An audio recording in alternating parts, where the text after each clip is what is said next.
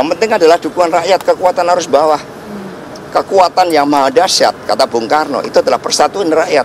Sehingga setiap pemimpin yang memang mendapatkan dukungan dari rakyat nggak perlu khawatir tidak mendapatkan tiket politik. Tapi Anies cocok sama PDIP di DKI? Ya gaya bicaranya ya menarik, dan Mbak Puan juga sudah beberapa kali menyampaikan sikapnya. Kami juga melakukan komunikasi ya dengan banyak calon-calon potensial yang ada di Jakarta. Meski demikian, jika benar PDIP mengusung Anies, Partai Besutan Megawati ini perlu partai tambahan agar bisa mendaftarkan Anies ikut Pilkada 2024. Hingga saat ini partai yang terbuka mendukung Anies adalah PKB, Nasdem, dan PKS. Lantas, dengan partai manakah PDIP akan berkoalisi di Jakarta? Akankah nama Anies Baswedan benar-benar masuk dalam daftar calon pemimpin daerah yang diusung PDIP? Tim TV One mengabarkan.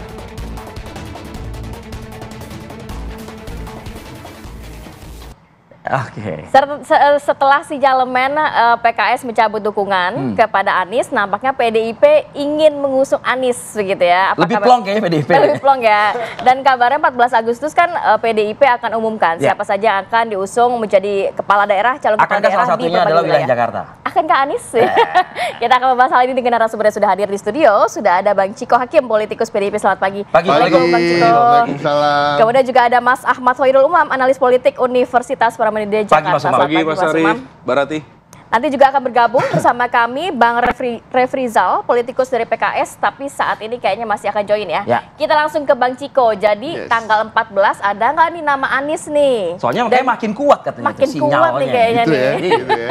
Jadi gini, tanggal 14 Agustus memang sudah kita jadwalkan untuk mengumumkan beberapa daerah. Jadi kita nyebutnya ini gelombang pertama dari rekom-rekom yang sudah disepakati di DPP maupun sudah disetujui oleh Ibu Megawati Soekarno Putri. Dan ya kita lihat aja nanti, mudah-mudahan. Saya terus terang belum ada informasi yang updated. Tapi peluang atau komunikasi dengan Anies sendiri seperti apa dari PDIP? Ada. Jujur Ibu ini kan menunjuk beberapa senior di internal kami, termasuk Bang Eriko, Pak Hasto, ya, Pak Deddy Sitorus, Bang Adiana Pitupulu, untuk berkomunikasi dengan partai-partai politik maupun tokoh-tokoh yang punya potensi untuk maju di pilkada manapun seluruh Indonesia. Dan saya kembali lagi, ini pertemuan-pertemuan ini memang tidak dipublikasikan, juga tidak diceritakan ke partai lain, hanya dilaporkan pada Ibu, dan saya meyakini ada pertemuan-pertemuan itu. Dan pada prinsipnya kan kalau soal nama Bung Anies Baswedan ini kan sejak awal juga dimunculkan oleh DPD, dari arus bawah kami juga ada keinginan ya seakan-akan selama ini tapi dianggap hanya nama beliau, tapi kan sebenarnya nggak juga, ada nama-nama dari internal. Tapi kembali lagi, ini kan juga kalau kita melihat secara objektif ya itu tadi, Pak Anies ini kan memang pernah memimpin, tingkat kepuasan publiknya lumayan, ya kan. Terus Jakarta memang membutuhkan sosok yang punya pengalaman, rekam jejak dan lain-lain, makanya di antara nama-nama itu ada nama Basuki Cahayapurnama yang tadi masuk dalam kriteria tersebut, Pak Jarod. Ada nama Pak Andika Perkasa, ada nama Bu Risma kemarin-kemarin, Prasetyo Edi Marsudi, Charles Honoris, sekarang bahkan ada nama Bang Rano, dan juga ada nama Pak Anies. Gitu. Kalau kita lihat nama-nama ini semua kan mereka pernah menduduki jabatan publik yang strategis, penting, dan sukses ketika menjabat di tempat maka mereka diberikan amanah. Jadi ini suatu hal yang biasa aja. Nah, kalau terkait itu, nah sekarang kembali lagi. Apakah tadi kan selalu dikatakan kalau PKS narik dukungan PDI Perjuangan akan masuk. Bahkan sekjen Anda mengatakan sebenarnya iya. Ini peta pilkada Jakarta bisa berubah nih. Artinya lebih meyakinkan PDIP, maksudnya begitu? Sebenarnya iya, bukan itu aja. Tapi kan kembali lagi, kan kami tidak bisa mencalonkan sendiri. Betul. Ya, kan? Sebenarnya it helps also if PKS stay juga gitu. Pengennya. Nggak salah juga PKS stay gitu. Tapi kan karena ada kebutuhan terhadap kita, tentunya bargaining kita akan lebih tinggi dong, ya kan? Itu aja. Tapi ini kan politik. Kayak PDKT. Tapi gini, pada prinsipnya kembali lagi, di internal juga kita masih direpotkan dalam tanda kutip, mencoba untuk mengusulkan satu nama dari nama-nama kader internal tadi juga nggak mudah. Ya kan, karena ada yang cocoknya jadi calon gubernur dan hanya bisa jadi calon gubernur seperti Basuki Cahayapurnama, karena aturan akan mengatakan tidak boleh dia maju sebagai cawagup. Ada juga yang cocoknya beberapa untuk menjadi cawagup misalnya. Tapi kan kalau kelas-kelas Pak Andika atau Bu Risma kayaknya nggak cocok kalau jadi Wah juga, karena pernah jadi menteri, panglima kan gitu ya. Jadi nanti ini kita tunggu aja bagaimana lah. Masih diaduk, masih diajak. Masih panjang waktunya. Gitu ya. Bang Refrizal gimana nih Bang, kalau mendengarkan pernyataan Bang Ciko ya, kalau lebih baik sih PKS juga stay lah, jadi bisa bersama-sama PDIP. Kan udah ultimatum 40 hari udah lewat kan. Gimana Bang? Ya kan saya sudah sampaikan, harusnya ditanyakan sama ya, dikasih waktu yang panjang harus PKS.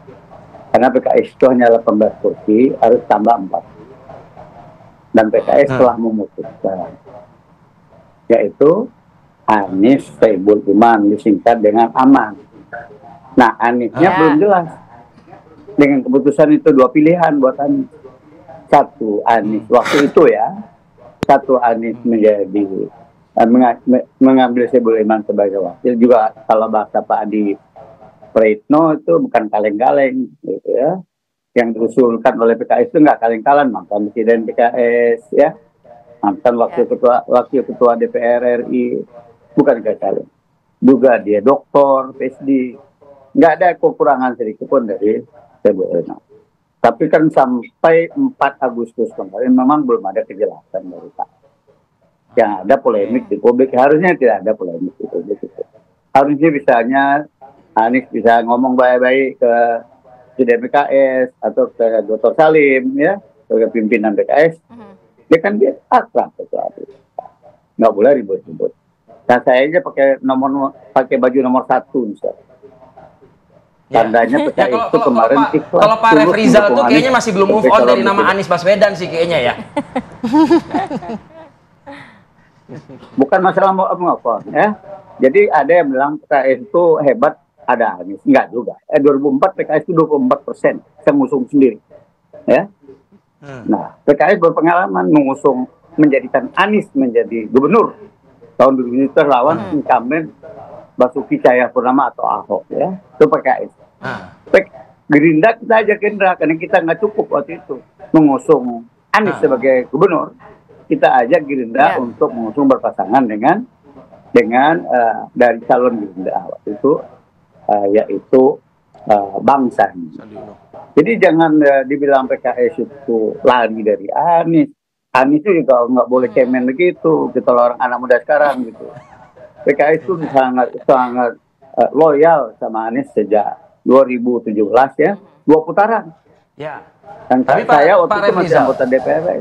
Masih anggota DPR. Iya, kenyataannya sikap dari PKS terhadap Anies Baswedan ini itu justru malah ditangkap positif nih oleh PDI Perjuangan kayaknya begitu loh. Ya kata Ciko tadi kan belum jelas juga ya. Tunggu aja sama mainnya gitu kan. Oke. Belum jelas sesuatu itu belum jelas. Nah, sekarang ini sebelum janur melengkung, sebelum terjadi akad nikah, kita tunggu lah. Masih milik rame-rame. Ya. Masih milik rame-rame. Saya yakin dia percaya sama takdir Allah yang terbaik itu buat dia. Harus dia percaya sama baik. Coba nanti kita akan tanya ke Mas Umam. Dulu Anies kita putuskan tahun 17 itu last menit. Itu namanya takdir Allah. Dan menang. Jadi masih bisa berubah lah ya. Nomor 3 terus ya.